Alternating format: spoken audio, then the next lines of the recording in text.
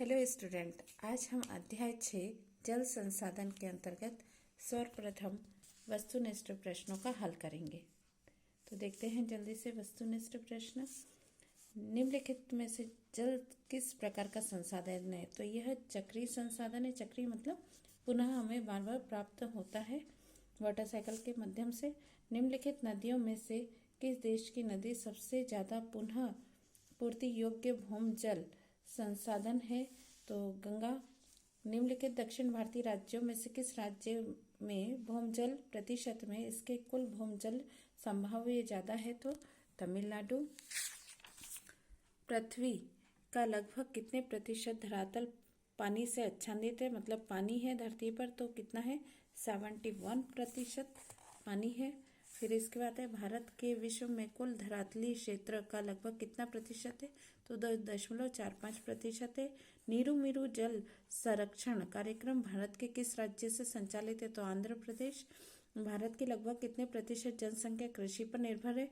Very most MP 2/3% कृषि पर निर्भर जनसंख्या है भारत की। उत्तर भारत की सिंचाई का मुख्य साधन कौन सा है? तो नलकूप यानी हैंडपंप। राजस्थान में वर्षा जल संग्रहण क्षेत्र किस नाम से जाना जाता है? तो कुंड और टांका। निम्नलिखित में से किस वर्ष में राष्ट्रीय जल नीति का सूत्रबद्ध किया गया था? तो 2002 में। पारंपरिक रूप से भारत किस प्रकार की अर्थव्यवस्था है? तो कृषि प्रधान है। मतलब डायरेक्ट और इनडायरेक्ट यहाँ के निवासियों का जीवन यापन के लिए जो अर्थव्यवस्था है वो कृषि प्रधान है। आगे के देखते हैं। राष्ट्रीय जल नीति जो है वो 2002 में ईस्वी में बनी थी। गंगा है तो प्रदूषित नदी मानी गई है। हीराकुंड बांध महानदी पर है। राजस्थान की जीवन रेखा इंदिरा गांधी नहर को कहते हैं। गंगा नदी है वह देश की सबसे बड़ी नदी भी है। अगला देखते हैं। चिल्का झील। चिल्का झील उड़ीसा में है। देश की सबसे बड़ी नदी बेसिन, मतलब बेसिन का मतलब होता है सबसे ज़्यादा पानी जो धारण कर सकती, वो गंगा है। औद्योगिकरण के कारण जल प्रदूषण बढ़ा है। और यमुना है वह गंगा की सहायक नदी है। भूमजल प्रदूषण फ्लोराइड और नाइट्रेट के कारण होता है। अहमदनगर जिला यह महाराष्ट्र में है। और अरवनी पानी संसद यह राजस्थान में।